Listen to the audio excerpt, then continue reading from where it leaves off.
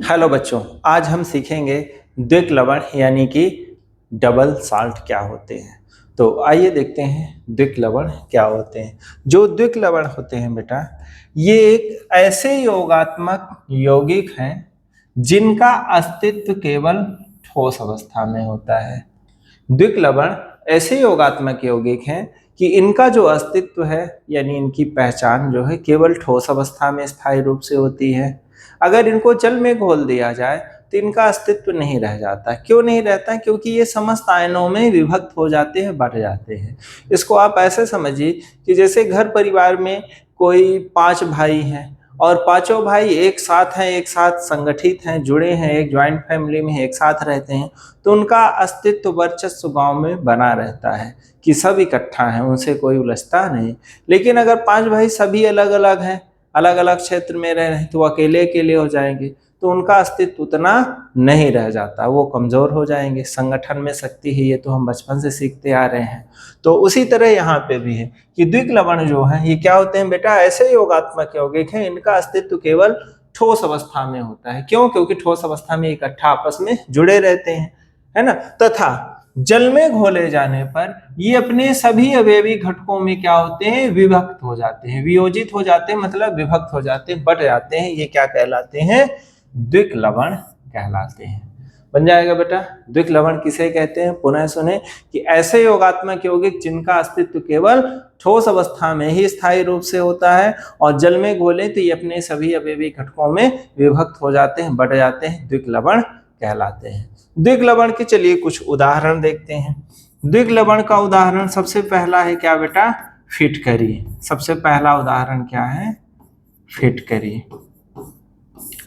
अब देखिए फिटकरी का सूत्र क्या होता है। फिटकरी का सूत्र होता है K2SO4 डॉट Al2SO4 का होल थ्राइस डॉट 24H2O। ये इसको हम क्या करेंगे बेटा, इसको जब जलीय विलयन में घोलेंगे तो ये देखिए अपने सभी घटक आयनों में विभक्त हो जाएगा, बढ़ जाएगा। कैसे? इनके घटक आयन कौन कौन से हैं देखिए। सबसे पहले आपको यहां ध्यान देना है, ये K2SO4 जो है, K2SO4 के 2 बार और सल्फेट 1 बार, इसको अलग किए। तो हम यहाँ पे जानते हैं बेटा, चाहे ऋण आयन को जाने तो धन वाला बन जाएगा, धन को जाने तो ऋण वाला बन जाएगा। जैसे SO4 सल्फेट क्या होता है? 2 बार निगेटिव, तो इसमें धन भी क्या होगा? टोटल 2 बार होगा। तो पोटेशियम 1 बार धन, 1 बार धन, ये बढ़ गया। फिर इसमें पहुंचे तो एल्यूमिनियम कितनी बार है? 2 बार। सल्फेट कितनी बार है बेटा?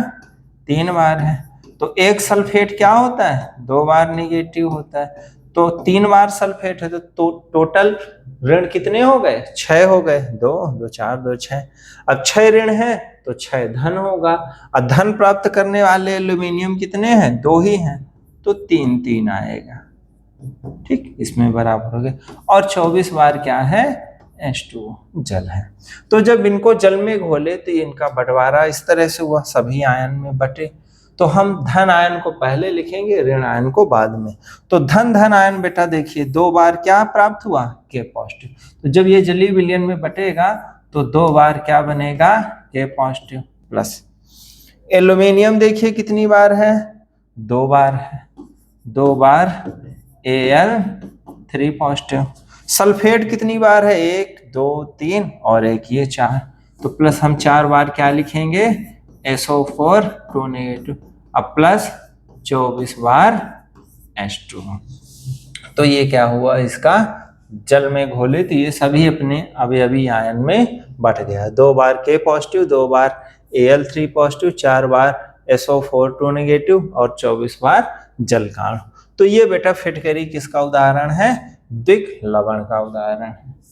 ठीक, इसके और भी उदाहरण हैं।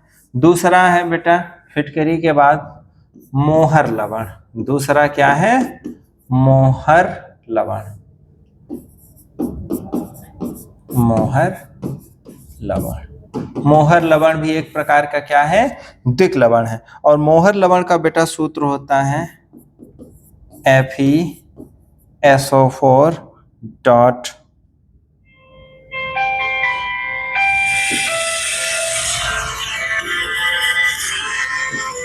NH4 का whole twice SO4 dot 6H2।